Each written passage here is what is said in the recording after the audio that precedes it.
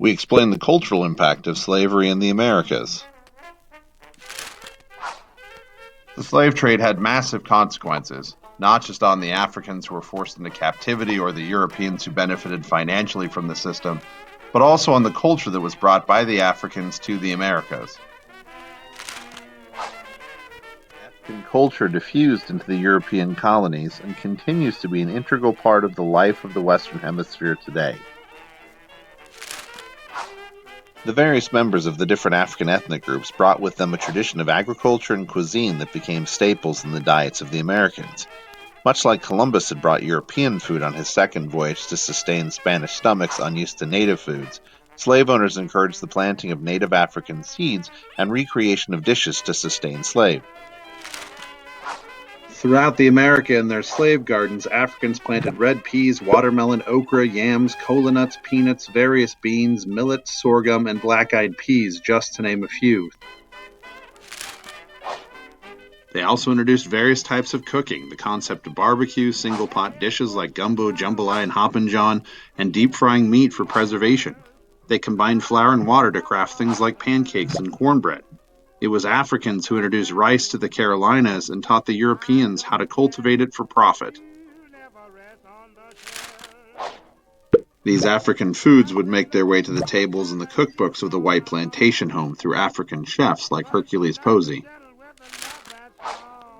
African knowledge of herbal medicine was also put to use. As most slaves were forbidden to read and write, the griot oral tradition of Africa carried on in the Americas in the form of music, folktales, and storytelling. This method allowed the rituals, history, and culture of a people taken to captivity not to be completely erased from history. African rhythms, as well as the banjo and the drum, would contribute to the development of much of Western music, including samba, mambo, blues, jazz, ragtime, and rock and roll, just to name a few. Music was a way for the slaves to ease the pain of their daily labor, but also a way to secretly communicate with one another.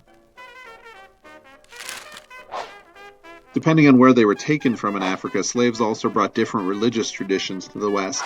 As most were polytheistic or Islamic, they were converted to Christianity, and then the religious wars played out as Spain, France, and Portugal converted slaves to Catholicism, English and Dutch to Protestantism.